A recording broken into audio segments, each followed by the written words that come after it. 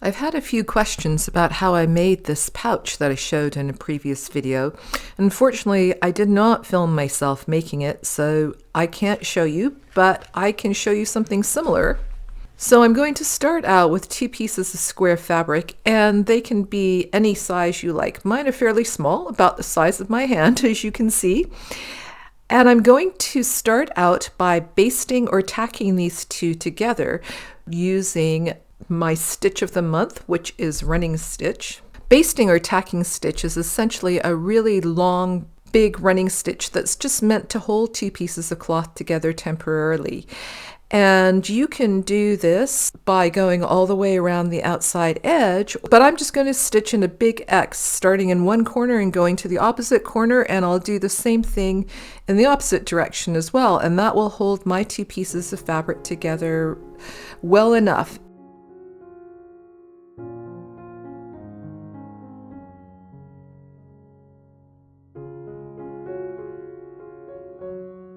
I'm not going to show you how I slow stitched the other pouch that I made today, but that will definitely show up in an upcoming video. For now, I just want to show you how I made the pouch. So I've got my 2 pieces that have been basted together.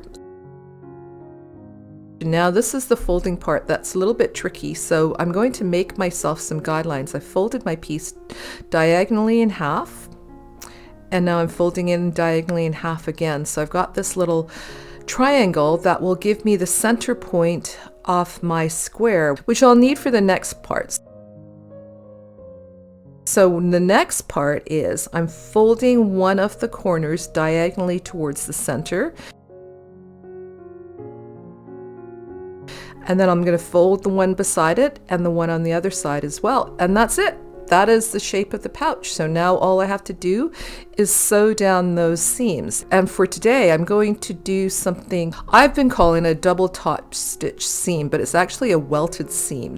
I've overlapped the edges there, and I'm going to do 2 rows of running stitch, one starting from the middle point there and working out towards the edge. And it's a little bit fiddly because I have to work into that corner there. And I'm not worried about the lining showing through. That will be part of my slow stitch journey, to not worry about that and to see later on how I can incorporate that into the design.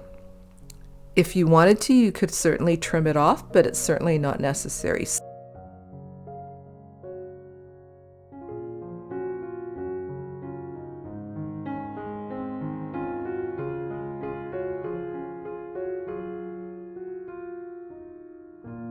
Once I've made 1 row of running stitch out to the edge, that seam is secure, but in order to doubly secure it, I'm going to stitch another row going back along the same line beside the first row.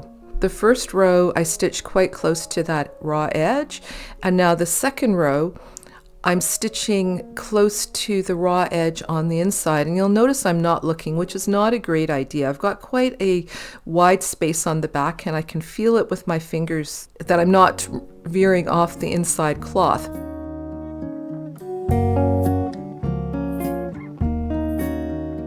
I'll do this next one a little bit differently.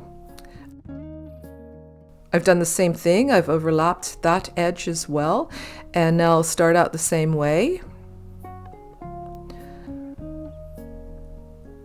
Sewing along the outside edge of that piece of cloth there. But this time when I get to the end, I'm going to flip the whole thing inside out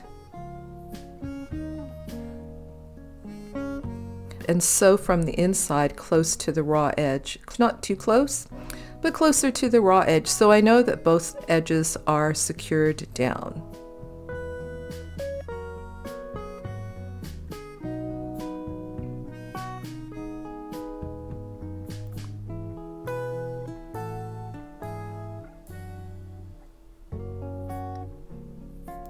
I secured my thread, the end of my thread, and flip it right side out again, and that's pretty much it. My pouch is sewn together. However, I'm not done yet. So the top flap there and that open edge, there's nothing holding them in place except the basting or tacking stitches. So I'm going to cover up those raw edges. And there are different ways to do it, but I found this bias binding, which is meant for covering up raw edges like that. So I'm going to use it.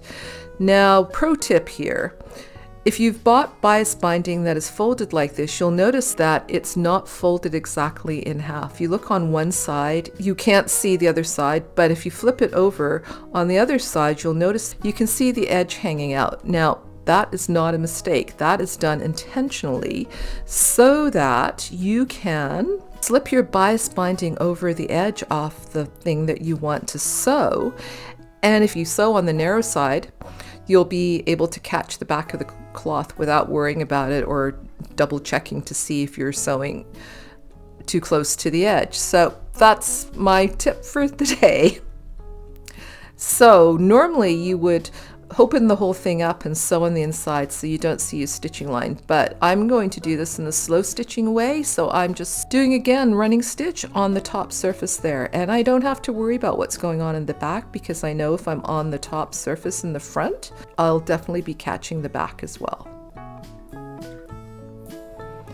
And I'm going to work my way around the entire open edge there, and you're probably thinking that this would have been easier to do before I sewed the pouch together, and you would absolutely be right, but I did not think about that in advance, and that is part of the charm of making this up as I go along. I make decisions as I go along, and I may not have thought about using this bias binding if I hadn't got to this place. Now I've got to that point there, and this is where things got out of frame a little bit. So let me show you on the second piece that I'm working on here.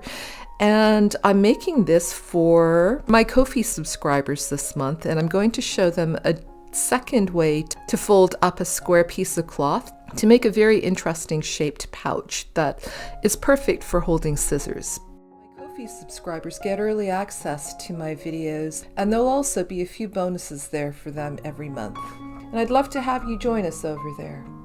But here, let me show you how I've turned that corner. I've squashed my tape into sort of a T shape there, and then I flipped it around to make what's called a mitered corner, so that makes a really clean folded corner there. Now I'm taking my thread and I'm stitching into both of the loose ends there in the turned piece of bias tape there. And now I'll just continue sewing down the other side.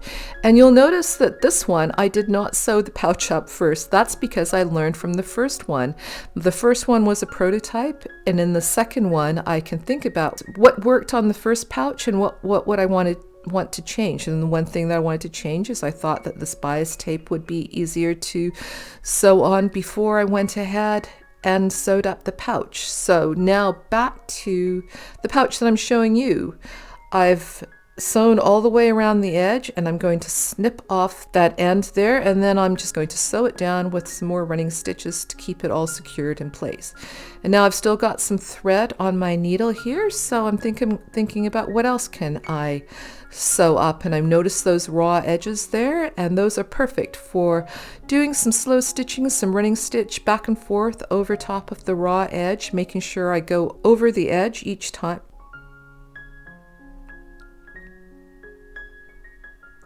And I'll just sew up as much as I like until I run out of thread, and then I'll switch to another thread and do some more stitching. So here's another pro tip for you. If you want to sew on a pocket or a pouch like this and not sew through both layers so that your pouch is sewn closed, fold a piece of card or paper and tuck it inside. Then you'll be able to sew just through the top layer without worrying about your stitches going through to the back. And I'll just keep going. I can cover as much as I like with the running stitches. So here's how my pouch looks now. And I like the way that the back turned out. It's kind of fun, isn't it? But that top bit there, it's looking a little bare, but I also noticed that I didn't quite catch some of the light pink cloth down. It's sort of the raw edge is hanging out. So I can do a little bit of stitching over there. It adds a little bit more visual interest, and it also serves a practical purpose. So that's pretty much how I made the little pouch that I showed last time. And as I said, I am going to make another pouch for my Ko-fi subscribers. But for the rest of you, Sierra says that it's time for me to stop whatever I'm doing and come and play with her. It's important. I think this is where I'm going to stop this video. I hope you enjoyed it, and I will see you again soon.